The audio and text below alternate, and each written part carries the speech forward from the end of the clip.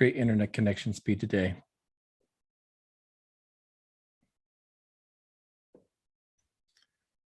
All right. Let's make sure that we are live on all the platforms that host One-on-One with Coach Blu, and we'll get ready to rock. Modern technology at its finest. Okay. Excuse me. All right. Well, let's do this. Hey, everybody. Welcome to One-on-One Live with Coach Blu Robinson, mental health therapist, addiction counselor, at your service. This is a weekly show that we do to help anyone overcome addiction, maybe mental health challenges, trauma, relationship things. As I've practiced counseling and therapy for quite a long time, we've got a lot of expertise in a lot of different areas, and I want to thank those who have submitted questions. As soon as our athletic director, Marissa, gets here, because she's out doing a few errands, we'll have her field some of those, but feel free, if you have questions, to jump on the chat portion of this. If I am so inclined and want to be like super, I don't know, techie, I'll see if I can bring you over if you want to. But I want to jump into a few things real quick. I want to give just a plug for the Addict Athlete podcast. We just released another episode today, continuing our progression on educating you about pornography addiction, specifically today, why it's addicting and how it's manufactured to really be kind of a predator to you. It's trying to find you. You're not looking for it. It's trying to find you. And so listen to the podcast that was just posted moments ago. And I'd love for you guys to jump on and give us a review. If you review this podcast, it greatly helps get this out to the ears and the hearts to those who truly need this. So whatever platform you're using, jump on and give us a review. And for those that have already, thank you so much. Appreciate it. If you have comments, questions, concerns, you can reach us through our website, addicttoathlete.org. Jump on there, tons of content for you. All of our backlog podcasts, and Marissa has kind of categorized these into interviews, educational, information type podcasts. So they're super easy to navigate. Jump on and listen. And again, share this podcast with anyone that's struggling with addiction, recovery, mental health, trauma, what have you. As we get into the holiday season, we are well into our Project ELF. And Project ELF is kind of like a sub for Santa thing that Addict to Athlete does every year. And the applications that are coming in now, we want to have as many of those in by October 31st, which gives you just a few more days. And I know sometimes it's hard because you're thinking it's just October. But Christmas is going to be here before you know it. And with the massive amounts of requests that we do get to help people with Christmas, because of maybe some financial difficulties, maybe you're struggling in addiction, getting your life together. There's an application process. It needs to be submitted. And we need to make sure that if you're submitting an application for Addict to Athlete to help you with our Project ELF, that you're only using Team Addict to Athlete. Let's leave the other chapters and the other like Christmas tree and angel tree things to those who need it there. In the past, we've had people that have tried to double dip. Don't do that. That's greed, and it'll come back to get you. But we will help you provide Christmas for your family.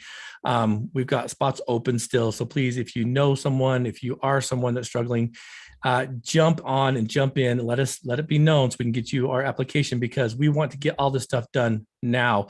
And because of the situation that we're in right now with supply and demand and things of that nature, please, the earlier the better. We can guarantee the stuff that you're needing for your family will get to you. If not, we may be going through a little bit of heartburn. We want to make sure that everything's taken care of before that day after Thanksgiving shopping season. So reach out, Marissa at addicttoathlete.org, Jed at addicttoathlete.org, Blue at addicttoathlete.org. We can give you information on how to either help sponsor some families that we have, because we're still collecting donations for that. Or if you yourself are in need, let us know. Also, while you're there, check out our website for our team store. Our team store is awesome. We have tons of content. You can flip that light for you. I don't need it. We have tons of content in our team store. New shirts that Josh Hansen has created. All these are here. We're going to be revamping the store. So some of the shirts and the designs that we had are going to no longer be available. So jump on and get them if you're so inclined. Hats, t-shirts, mugs, all kinds of stuff on there. So don't be shy. Jump on Addict Athlete. You see a little tag and a little like drop down category for Team Store. Our cycling kit, and even that one's going to be, being added to here soon when we get a triathlon kit and some other stuff. So representing Team Addict Athlete while you're out there recreating, recovering, and changing your life. Welcome, Marissa. As you get yourself a hot mic, I haven't even turned your mic on yet, so you go ahead and get logged in. You're fine. I thought about starting a little bit earlier because I want to get this done by 1 because I got stuff I've got to do. Oh, okay. I was like, why is he going so early? I'm not even ready. You're not even ready yet. But I knew once you saw that Addict Athlete would go live, you'd be hauling toots. Yeah, we were out fixing Bones, putting his head back on. It fell off. So absolutely. I was like, I better get back inside. So athletes, check all that stuff out. Our Patreon subscribers, thank you all so much for all that you do. The Patreon portion of our fundraising efforts gives you something back in return. If you jump on patreon.com/addictlathlete, you can see that we provide tons of bonus content for your downloading pleasure. We've got some inspirational stuff on there, but recently we've been putting together our extracurricular recovery program. This is a personal recovery program you can use for addiction recovery, mental health concerns, overcoming trauma. There are attributes of investment and involvement that you'll do to be accountable. And the feedback that I'm getting is very positive. So don't hesitate, jump in there and get some help. It is a great content. We do sometimes 2 to 3 posts a week of bonus material for you. And that helps Addict Athlete's mission go further. As we grow and we get this podcast into more ears, we need your support. Heck, we'd love this to become our big boy job one day. And the Patreon contributions is a way you guys can help. Way you can do it. And just because I love all these folks, I'll tell you, I really appreciate our super fans, Jerem Thurston, Holly Davies. Saw Holly at the trunk or treat last night. Yes, I got to see the cute little baby. Her new little baby. I think he's 2 months old. He's so cute. It's so cute. So Holly, thank you for coming out. Scott Foster and the Foster family. Coach Chris Williams. Brett Frew. I saw Brett. Brett is back in town, and he came and brought his cute little, darling little tigger. Disappointed when I saw Brett was meandering around there, and I'm like, crap. Yeah, he left the state, and now he's back again, and I was so excited to see him last night. Absolutely. Coach Tara Butson, Steve Riggs, Chelsea Olson, and the Warrior Within podcast and personal development by Sensei KP. Thank you so much, you guys. Appreciate our super fans. Our rookie level subscribers. This is the next tier up. Kenny Roseman and Earl Dyer. These two are they're rock stars. Creating it. They're doing it. They're helping us so much. Anyone on Team Addict Athlete, you've got to reach out and get to know these two guys. They are absolutely amazing. They're a powerhouse duo. Yeah, they're good little buddies too. And yeah, we're so grateful to have them on our team. Our rookie level subscribers, Gary Thurston and Josh Hansen, both men that I hold very near and dear to my heart, father-in-law and good friend.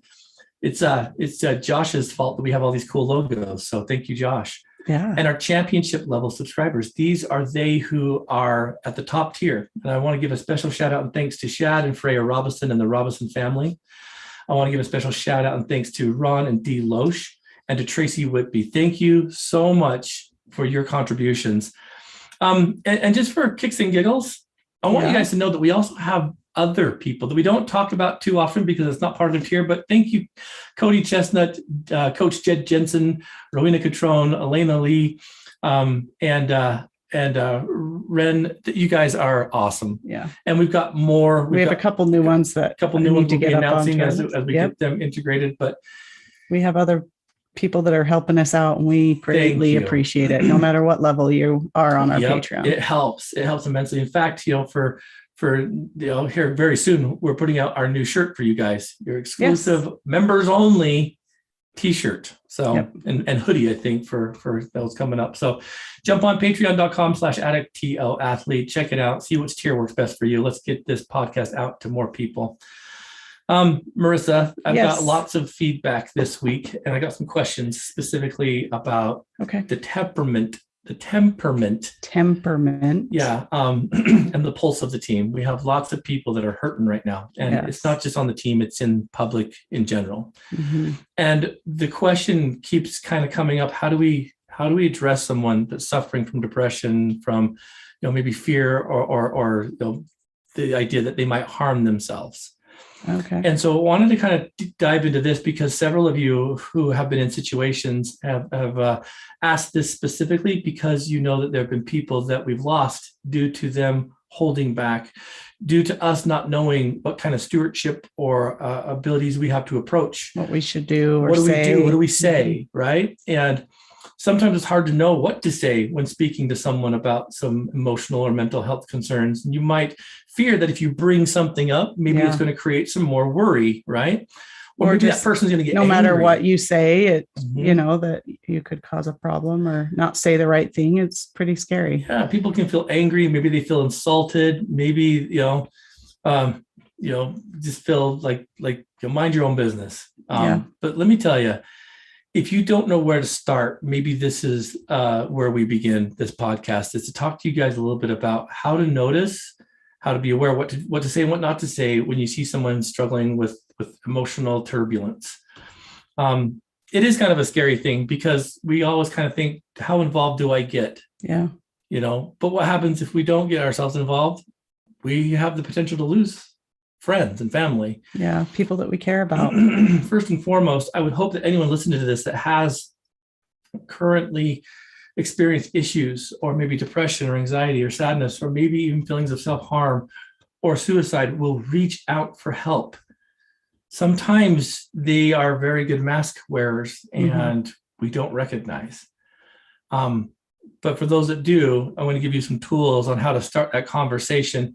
Don't expect a single conversation to be enough either, right? That's true. Which, good point. Is going to be challenging and difficult in and of itself. People that are struggling with depression or suicidal ideation, they tend to withdraw a lot from people. They tend to isolate themselves. Sometimes they kind of hang back and they need to express their concern appropriately, but we got to be aware of when they're doing it. And so being cautious about how this looks. So what do we do to start a conversation with someone? Finding a starting point. If you notice maybe a loved one or a friend or a colleague or someone struggling with depression or withdrawal, things that I would say that you could do is ask open-ended questions. You know the difference between closed-ended and open-ended questions, right? I do. What is it? So closed-ended is something that receives a one-word answer, like, did you go to school today? Yes, no. Open-ended is, how was school today? Yeah. Sometimes that can still be one end, very closed in their answer and their response if they say fine. So when you get something like that, when you gave an open-ended question, like, how's work going? Fine. Then you may have to follow it up with multiple open-ended questions to be able to, kind of beat around the bush for a while before you can get to the core of maybe what you really want to talk to them about, rather than just stop because they are, answering with just short questions, kind of acting like they don't want to talk. Yeah, we've talked about this in previous episodes too, but core communication is wicked important with all of these things. And typically, if you get caught in a closed-ended conversation, you're going to lose interest and either get frustrated and abandon the process before it really gets a chance to start. So if you think about it, if you are following a pattern of closed-ended questions, you'll get 4 or 5 into maybe a dialogue. Yeah. And you'll leave because you're not getting anywhere. Because then you get, as the other participant in the interaction, you kind of get the idea that they don't want to talk and they're shutting down because they're not going to answer. So that's why it's really important to just keep going. Do it soft and kind and gentle, but it's kind of like getting into a hot tub. Well, you don't just jump in. Cannonball in there. You have to go in a little bit slow. So in order to get movement, though, and asking open-ended questions, it takes between 5 to 7 open-ended questions. Mhm. So if most people abandon the process after 4 to 5, but it takes, 5 to 7 Yeah. to get movement. Ooh. So don't take no for an answer. Yeah. You got to keep Actively going. listen. So some things that I've noticed, that if you find someone that's got some depression that you're curious about, maybe something about, making it personal for you, like, hey, I've been feeling concerned about you lately. Are you doing okay? Yeah. Because you're putting that on you about, I'm concerned about you. Are you doing all right? Oh, no, I'm fine. I'm fine. I'm all right. Right. Well, I just noticed some differences in you and wondered, how you're doing. I mean, how's life treating you? And it's kind of funny because, if someone says, oh, I'm fine, we're like, okay, well, I'm here if you need me, and we walk away. No. Yeah. If you're having that feeling, you're having it for a reason. Keep going. True. I wanted to check in with you because you've seemed pretty lonely lately. You've been pretty isolated lately. I've noticed you're kind of distant, or, whatever some of those behaviors are. Yeah. And once you start getting into it a little bit, and you're like, oh, they're giving me something here, you can ask questions like, when did you begin feeling like this? How long has this been happening to you? You can say something like, did something happen that made you start feeling this way? Have you noticed anything that's been more challenging than not recently? Yeah. How can I best support you right now? Right? Have you thought about getting some help? Because again, we're not expecting you guys to be the therapist or to be the doctor, but to be a friend, to be and finding out a little bit more as where it started or where it came from may be really helpful for them. It may be helpful just to say it out loud, or for you to also to be able to direct them in the appropriate place to a professional. Yeah. And, you can say things like, especially if you have some understanding of it, you can say, you're not alone. I'm here for you during this time. Yeah. Like you're not alone. And you may say something like, it may be hard to believe right now, but the way you're feeling, it will change. There's always a light at the end of the tunnel. Please tell me, what I can do to help be support to you. You're important to me. Is kind of a big one too, right? Oh yeah. Your life is important to me. So there's a lot of these kind of things that you want to say. Some of the things you want to avoid are the get it done quick things, which is, well, don't worry about it, man. It's all in your head. Yeah. Forget about it. Forget about it, right? You'll be better tomorrow. And, yep. Everyone goes through this from time to time. Yeah. Right. And I think they know that. Mm-hmm. So don't bring something like that up. It's just saying, you're really trying to focus on them and their problems and issues, not ever relating it to the greater whole as a population. Yeah. And just listening to them and their story. And that, I think, already would make a big difference for most people. Yeah. Yeah. And, things like, why would you want to hurt yourself? Why would you want to die? You have so much to live for. Yeah. They may not see it that way. Right. Yeah. Snap out of it. Just knock it off, or, you should be feeling better by now after a while. Because sometimes you get situations where the stuff lasts for a while and you may be getting fatigued. And so that's why it's important to recruit more help and assistance. Yeah. And just because we're talking about sensitive material right now, in a crisis, if you believe your loved one or someone is at immediate risk, don't leave them alone. Yeah. Call 911 or the National Suicide Prevention Hotline, 1-800-273-TALK. I think in situations like this too, if you have a close friend or family member and that they have maybe a firearm and they're hunters, that's just something they have. That's a good time to, get somebody and be like, what, we're going to take these for a while and we want to help keep you safe. We care about you no matter what. And, oh, I'm fine. It's not a big deal. I know, that's okay. We're just going to get these away from you and make sure that you're in a safe place. So it may be hard to believe that someone that you love and would consider something as drastic as suicide or taking their own life or self-harm, but depression and anxiety and some of the pain that people go through, they sometimes don't see another way out. And so depression clouds judgment quite a bit, right? Oh, for sure. It definitely distorts thinking and causes a normally rational person to kind of start believing that that's the only way out. And so there are certain things that we're trained as clinicians to be aware of, but I need you guys to know that these aren't the only things. There's been situations where we've lost people in our lives that demonstrated no signs, no Mhm. warning signs, which I was really frustrated about, because I'm like, wait a second, X, Y, and Z. But things about, talking about suicide or dying, self-harming themselves, preoccupied with death, expressing feelings of hopelessness or self-hate, Yeah. right? Acting in dangerous or self-destructive ways, like Being more mannerisms. impulsive or making some Mhm. more irrational decisions Yep. and choices. Setting affairs in order and saying goodbye, seeking out pills or weapons or other lethal type objects to, follow through. And then a sudden sense of calm after depression. Mhm. I've heard this, and I don't know how genuine it is, but it makes sense. And that's typically when people are so depressed, when they do get help and they start being put on medication or whatnot, Yeah. there's a higher chance for them to follow through then, Yeah. because they feel good enough now to do it, if that makes sense. Mm-hmm. So we got to be cautious with this kind of stuff. Encouraging people to get help is so crucial.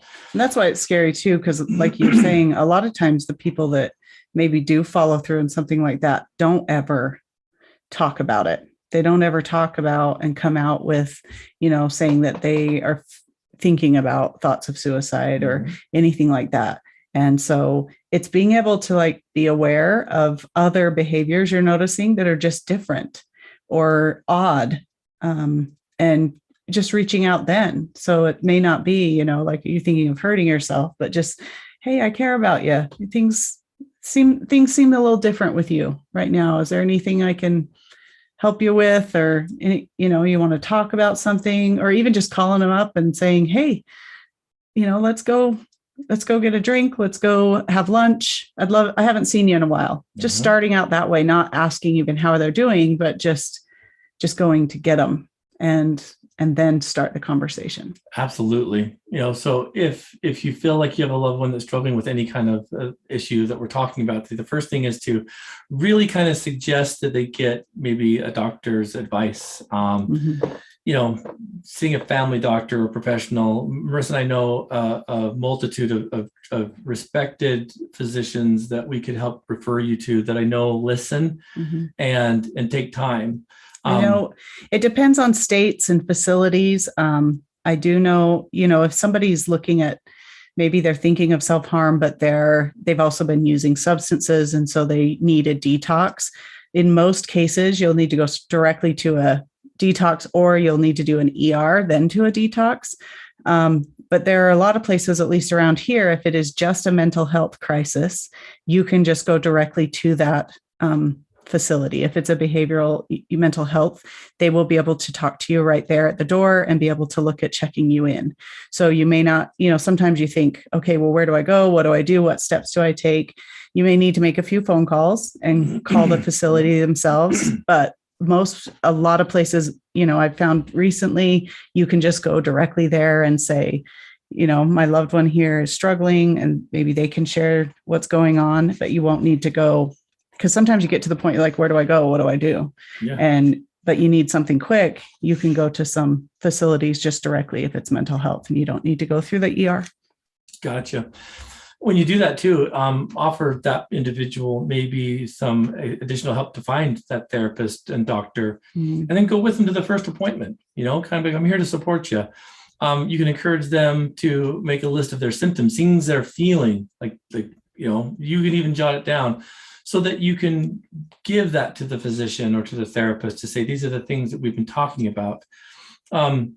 Most crucial is supporting the loved one once they're in counseling or in therapy or in the doctor's care, because providing assistance and just being there is huge. And this is if they're willing. Yeah, you guys, this is if they're willing, because you got to have realistic expectations too, which means on the grand scale of it, the only thing we can do is offer support. We can't force any of this, which is so challenging and difficult, I think, right? Yeah. Got to have realistic expectations and hopefully maybe lead by example about sharing yourself with them, encourage activity, pitch in where possible. But at the end of the day, it's up to them too. And that's a hard one. Yeah. And it is something, if somebody is home and they're not responding, or you can always call the police and have them do a well check, and have them go and make sure the person is safe and okay. That is a simple, This is why easy I'm thing to hoping do. one day every police organization, every department will have therapists on hand that are trained so that they can go with them, because those things can escalate so fast, right? Yeah, for sure. And it's a scary, scary thing. But like you said, in most cases, they're going to need to be able to do something too and kind of accept that help. I always think back to, we had a fabulous podcast. It's one of our top 3 is The Addicted Brain with Blake Rapier. And he talks about being stuck in an undercurrent, going swimming in the ocean. And he was starting to drown and he was getting pulled under. And then every quite a while, he'd come up and be able to grab a real quick breath, and he could see somebody running on the beach, his friend running on the beach. And he was just like, oh my gosh, he's got to come save me. He's got to come save me. And in the end, he had to kick.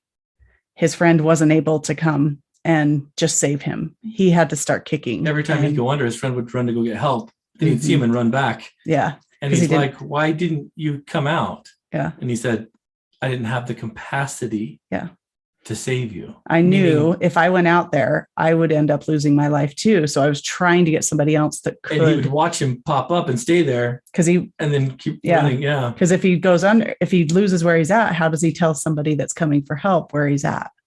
I mean, it'd be a horrible position to be in as a friend, but I love that his friend said, I knew how much I could do and I couldn't do it all. Yeah. So, he made sure to keep himself safe and not put himself at risk as well. And then they were able to really get him the help that he needed. See, so with that, then taking care of yourself, listeners, is so important. There's a natural impulse to want to fix problems with people that we really care about. And you can't control someone's depression or their mindset. You can control how you take care of yourself, though. And so really, it's just as important for you to stay healthy as it is for the depressed individual you're working with to get help. So make your own well-being a high priority. It's just like in stewardess on the airlines, they always tell you, put your oxygen mask on before anybody else's, because if you pass out and die, you're not going to be able to help anybody else. Yeah. So if you're just exhausted or don't know what to do, and they're getting so overwhelmed and stressed out with the person you love and care about and want to help, but maybe you need to say, it's out of my hands. I can't help you anymore, but I can give you the phone number to the crisis line. I can drive you to the hospital. I can, but I don't know what to do now. And, I'm not trained in that. And I just need to do, to pass you on to somebody else that can do more. Absolutely. Your own needs need to be taken care of so that you'll have the energy that you'll need to take care of yourself and the other people in your life, because I'm sure it's not just this only person. So speak up for yourself. Okay. You may be hesitant to talk about depression when your life seems like it's kind of upside down and upwards and downwards, right? Yeah. But speak up for yourself. Silence creates resentment. Set boundaries, appropriate boundaries for the things you can and can't do. And of course you want to help, but you can only do so much. People that try to take on more than they have the capacity to will go under the waves, right? Yep. And then stay on track with your own life and seek support as you need it. And so this is it's a delicate topic and a delicate subject because of the the outcome, the potential outcome. Yeah, it's scary. But it's something very real we have to be cautious of. And for some reason, many of you are struggling with this right now, and you're not saying anything. I know that when depression seems to kind of be this never-ending darkness, that it seems like that's going to be it. And that's the normal, and it's never going to change. It feels overwhelming. Yeah. It's also a big thing that with the changing of the seasons, this usually brings it on for most people. So, less daylight, you're not getting as much of your vitamin D, and it just compounds itself on, here comes a winter again. And, or this experiences that I've been through over and over, and it's going to come again in the next couple months, and you start just getting down. And those are the times that you really have to, going back to Blake's thing, you have to kick too and start looking for help. Absolutely. Absolutely. So wanted to kick that off because that's been several questions that we've been receiving just recently and just some stuff that we've been noticing on the team. So, you're not alone. Reach out. We've got lots of people that can help. If you're in a situation where you need additional help for someone you love, jump on the team. We'll help you. Yeah. I got more questions here. I'm wondering if you have anything yet. Not yet. Okay. I want to make sure that we catch those first. Okay. So the question that I've been asked to here, this is from quite a while ago, so I hope this person still listens. I'm sure they do. Yeah, catch the podcast if we don't get to your question. Sorry. Yeah, Coach, let's see, where to go? Here it is. Coach Blu, I feel as though my addiction has shifted from substances to the substance of my new choice being sugar. How in the world do I overcome a sugar addiction? And there's a reason why I've been avoiding this one, Marissa. Yeah. Do you know why? I do. Because I'm addicted to sugar. Yes. I really am. It's the bane of my existence, and I'm going to do it too. So maybe we could do a little not challenge, because I hate that, because I throw in the towel on challenges. I really do. I'm the worst at challenges. Yeah. Sometimes it motivates some people, and it other does people, not motivate me no. at all. I could care less. So I think number one, it's finding your motivation. Finding your motivation. What motivates you? Yeah. And why or how do you want help? The yum gene. That's the hard. Is definitely in my DNA. I get on posts and stuff all over Facebook. I'm a member of quite a few different addiction groups, and probably at least once a week, I see, what's the most difficult drug? What's the most difficult substance to overcome? Every time it's sugar. Mm-hmm. I mean, people get on there and list everything else under the sun, but it is sugar. And this is very well known. Most people just don't look at it as a substance. So, knowing that it is a very difficult substance to overcome, I think is a good thing to start with. The problems associated with sugar, overdose in sugar, chronic fatigue, fibromyalgia, right? Lots of pain and inflammation, decreased immune system, irritable bowel syndrome, right? Autoimmune disease, cancer, heart disease, infections, ADHD. Those are some of the things. And just like other substances, it's not a quick, instant, you feel awful.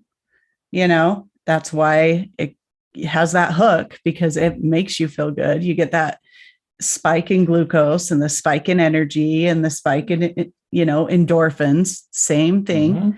And though all those symptoms and all those issues that you brought up are long-term issues, it's nothing that's going to affect you today when you have a Reese's peanut butter cup.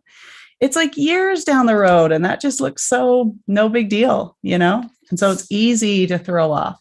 So when answering this question, I was looking up some stuff because I'm like, and I've been doing some reading, believe it or not.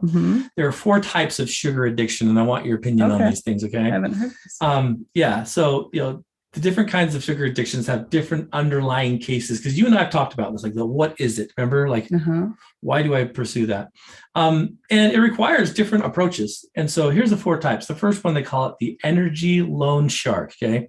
Chronically exhausted and hooked on quick hits of caffeine and sugar. When daily fatigue causes sugar and caffeine cravings, sometimes all you need to do is improve your nutrition, sleep cycles, and exercise. When your energy increases, you won't need sugar as much in forms of caffeine and energy drinks. Research shows that coffee is a better beneficial, I guess, liquid in moderation, but also says eating a healthy, balanced, nutritious diet will energize in ways that the sugar can't.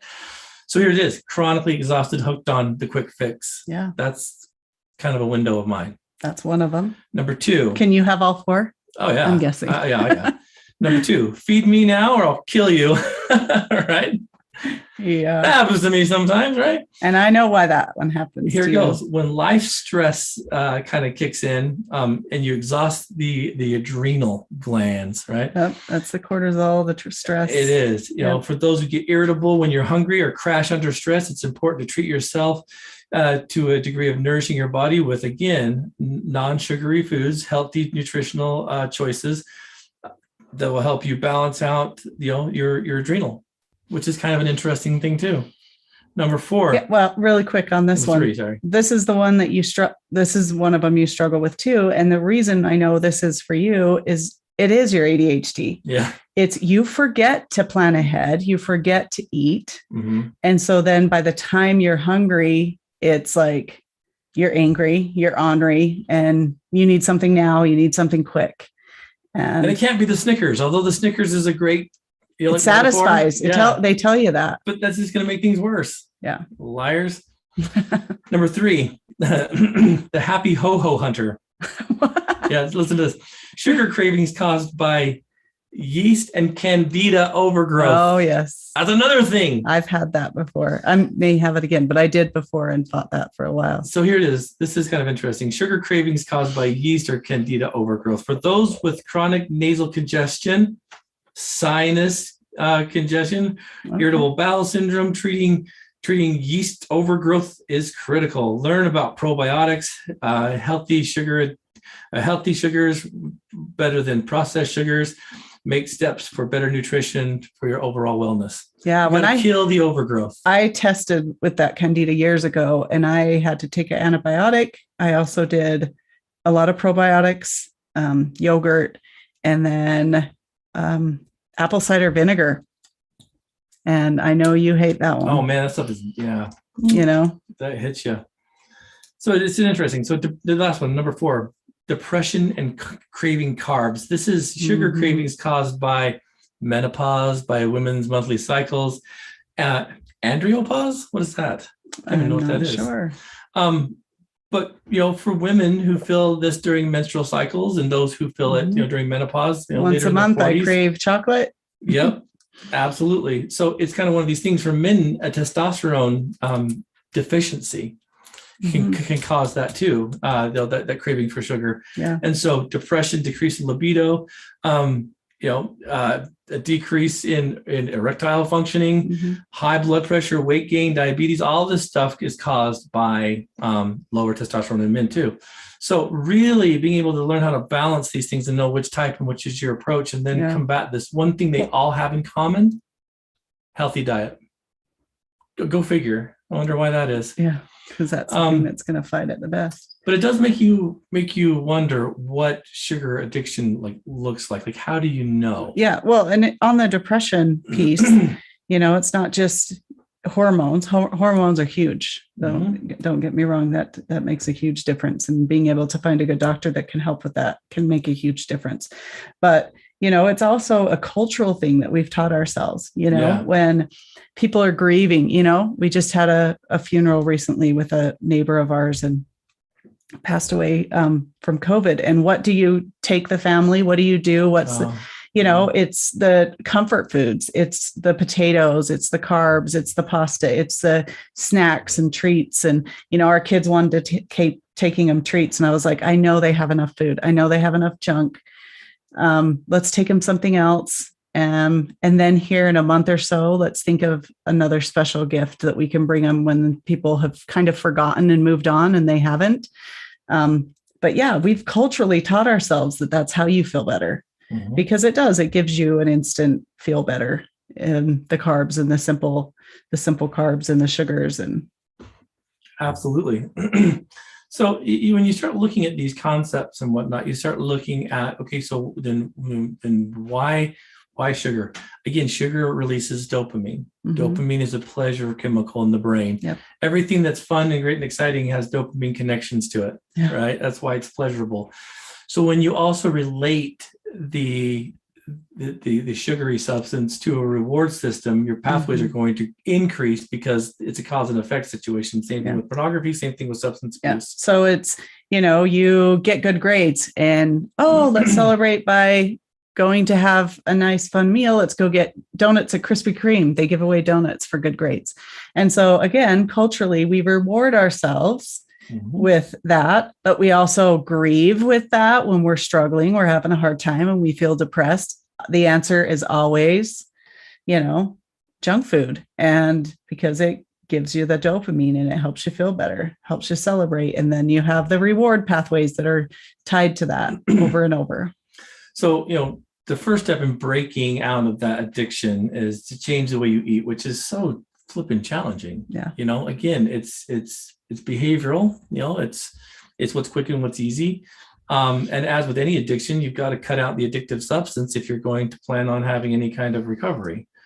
And it's not just sugary foods. It's sugars in so much stuff, right? I mean, processed foods, fast foods, fruit drinks, sodas, all this stuff, like we get it. We're inundated by it. Yeah. And just like any other thing, as you start to wean off and cut down in sugar, you're going to have withdrawals. I mean, you will. And it's just the way that it goes. And so everyone needs to know themselves and what works best for them. Some people, it is just to set a date, and this is my plan, and I'm going to start, journaling my food and tracking my meals. I almost feel like I can do that, but I never do. I've got to do the slow elimination and thing. Then there's the one that I think I do better with, where just like a substance, you've got to detox and you need to taper. I think tapering is so much easier. Harm reduction. Yeah, it's harm reduction. So it truly is cutting down on how much you're eating, having less, making better choices. It's like avoiding added sugars. Yeah. Right. So it's avoiding like the extra pour of syrup over your pancakes. It's, it's not adding sugar to your sugary cereal. It's not those kind of things. And then, reward with other things. Try to look for other experiences to reward yourself with. Or, one thing I try to do is when I'm craving something sweet, I have a fruit. So yes, that's still sugar, but it's healthier sugar. It helps healthier glucose, and it's still something sweet.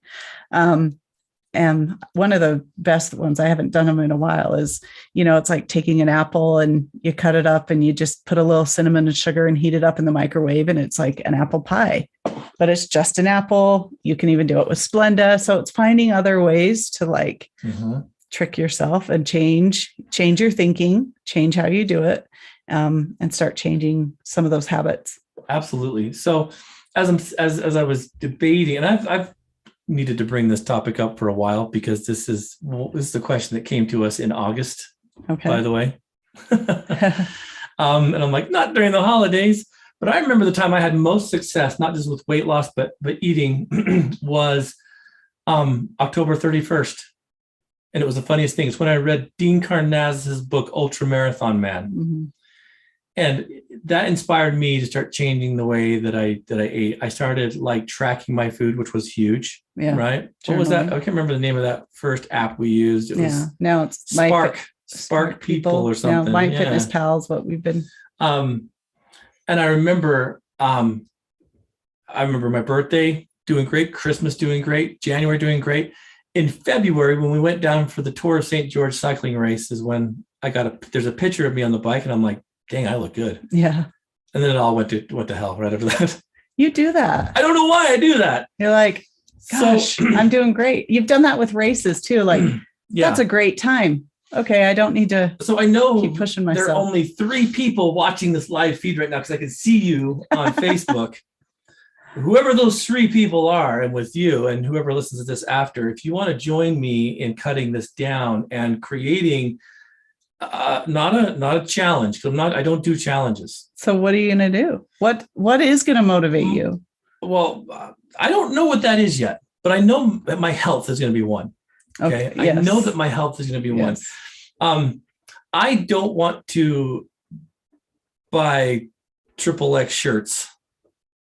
You know what I'm saying? Yeah. I want to do this, and again, not for anything, but to benefit my health. Because as I'm reading this stuff and I was diving into, should I address this or not? I'm like, man, I gotta pull myself out. Starting of this. To have some of the things on the list. Yeah. Yeah. I want to be healthy for the family. I want to be able to do things that I love. I need to prioritize and not get caught up in that I don't have time mindset. Mm-hmm. I said that today in the bonus episode of the Patreon, right? Extracurricular playbook.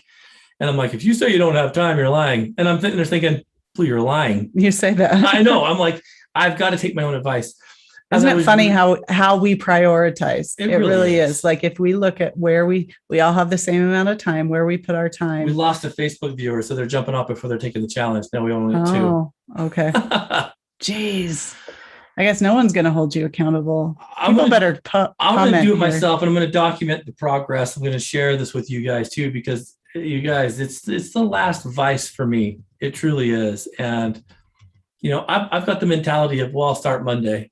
It's the dumbest thing. Yeah. But I remember my biggest success was I was motivated by what I heard from Dean Karnazes in that book about changing his life in the pinnacle. I kind of feel like I'm there. I really do. Right. I feel like there's things I'm doing in my career. There's things I'm doing with this team. And then there's still this little poser factor inside of me that's like, am I really an athlete if I'm eating like, the Coney Island hot dog eating champion every day? No, I'm not. So it's time to cut this stuff out. And, David Clark did a great book just before he passed called Eat, Poop, and Die.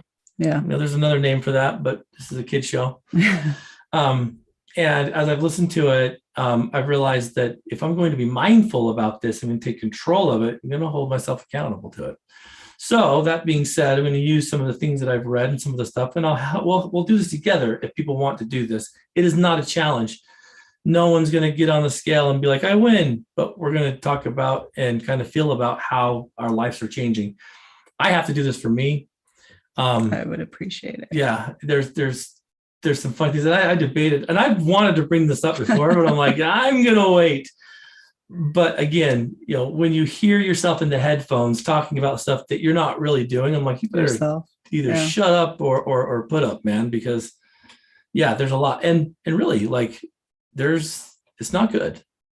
So there we go. That's how we'll do this. And so if you guys want to be a part of it, instant message us, drop a little name down here. I'll put you in just kind of as a person that wants to learn it too. And we can do some stuff that maybe share some ideas on something because Blu doesn't do challenges. So I don't do challenges. What other ways can we do this? Yeah, absolutely. I think he responds to positive encouragement much better than negative. That's actually very true. So I will post a few things on the Addict to Athlete website, because again, I'm not going to create a special group for this. I'm not going to, do whatever, but we can get an instant message chain going or something, just talking. Okay. There's 6 people on now. So who's going to comment? Maybe if that other person went and got a few of their friends and said, hey, Coach Blu's not challenging us all, but he wants to get rid of sugar before the holidays.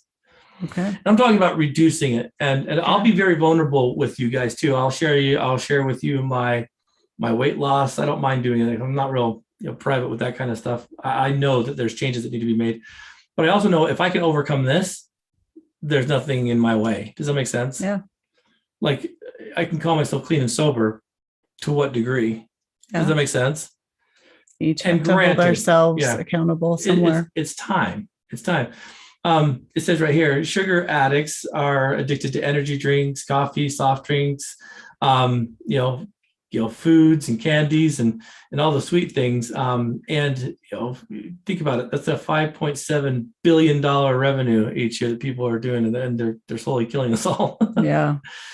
With like promises that it's going to give us energy boosts and keep us focused and stuff. But unfortunately, it's only a few hours before you feel just wasted and fatigued. Yeah. And it really is some self-awareness. It's knowing what you're doing. You and I have talked before about, I get frustrated with the kids and I go upstairs looking for the nearest Rice Krispie treat.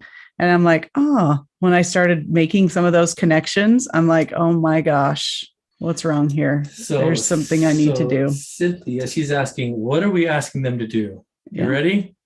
We're asking for you to begin to eliminate sugar from your diet. Yep. Eating healthier, addicting substance in the world. Think about that. Yeah, it's easy to look out there and just judge, the alcoholic and judge the heroin addict, but each of us are struggling more with sugar either, than anything I'm else. Saying this out loud, and I'm like, this is not going to be easy, but it's still a vice. It's still one of those things to go to. I mean, it's the sweets, it's the candies. I mean, I have an egg and milk allergy. I'll still, pass me one of those donuts. Like, what is that? And I've learned I can't tell you no. I know. But that's why I've had a hard time addressing this, is because I'm like, if we're going to do this, I've got to practice what I preach. But it's also like, and I'm not saying eliminate it to the point where it's like, becoming one of those Facebook weirdos where you're just like, I only eat lettuce. Like, I don't want that. What I'm saying is harm reduction means cutting it down, decreasing, Okay. Because really, you can't get away from sugar. It's just everywhere. Here's Cynthia says she started a week ago. You're behind. Well, Cynthia, I got to catch up with her. She's lost 5 pounds in 1 week. In 1 week? Oh my Congratulations. Goodness. That's incredible. That is absolutely incredible. Yeah. Thank you for sharing. Cynthia, real quick, I hope you're still on here. What's been the hardest thing for you this last week, other than jumping on here and having us trigger you by talking about it? Like, what's been the hardest thing that you've noticed? Because I'm thinking, we got kids here. They have the yum gene. Yeah. Like, how do we break that? Because I got to know what the hardest thing's going to be. You give them whatever they want. No, don't say that on air. What are you talking about? You're such a pushover dad. It's I know, so bad. I really am. But it is. It's one of the most crucial things to overcome, I think, in our lifestyle. She said to stop buying it. Oh, man, that's going to be mine. Standing in line. But I also believe that that's the easiest too, because once you can stop buying it and you don't have it in your house, you don't have another choice. You have to make another choice. Yeah. So it's like, I can't have it in the house. And this is part of the problem of why I've had this problem, is because Blue has the problem. So it's in the house. It really is. So I can blame you. I shouldn't, because I should practice better self-control. But you're right, though. It's like, if you're going to do this, it has to be a family approach too. It's got to be. I remember when Brooklyn, our daughter, was like, she's like, I don't feel so good, and she changed her diet. And I remember stopping at a fast food place, one of those grease and bucket places. Yeah. And I'm like, let's load up. And I remember she didn't tell me, but she's like, told you, like, how am I supposed to make choices that are healthy if Dad's doing this? I felt so bad. Yeah. And I'm like, oh, you moron. And she has rocked it. I think she lost 60 pounds in less than a year, and she's kept it off. Over the pandemic, when everyone was home and everyone was gaining the quarantine 50 or 25 or 15 or whatever, and everyone's just eating. I look up to her. So we're going to do this, athletes, and I'll post some videos. I'll post some content. We'll learn how Cynthia is doing it, because that's amazing. And so really, and it's about harm reduction. It's about reducing to whatever point of elimination you want. Yeah. But we got to do something. Yeah. Some people like the all or nothing, cut everything out. I've tried that. I don't do well with that. Mm-hmm. So I am all for cutting down. Absolutely. So again, if this is something that you guys want, let's get some instant messaging going through. Maybe just comment here, say I'm in. Page. We'll do it, and basically we'll just kind of put together a network, because again, this is the most. I remember Dr. B talked about this. Dr. B said, he said, "What's the most addicting substance?" And I'm thinking he's going to say heroin. He's going to say opiates. He's all sugar, and blew me away. Yep. And I'm like, 100%. What?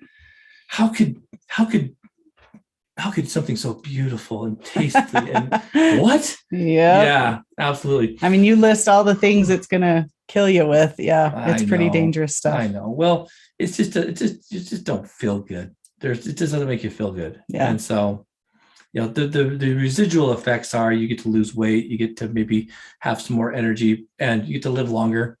100%. And this isn't like, again, I'm not going to cut it all out. I promise it will cut down on mood swings. But I'm going to eliminate it to the degree where I feel good. And so let's do this together, athletes. And so, individual who asked this question, I'm going to tag you directly and say, hey, go listen. Because if you're like, he never answers my question. And a lot of it was because I didn't want to address it, because that means I have to be accountable to it. So thank you for doing that. Athletes, it's been great. This will be a podcast here at the end of the week. So if you want to share this, please do so. Jump on the website, addictoathlete.org, for more information. And until next time, please go turn that mess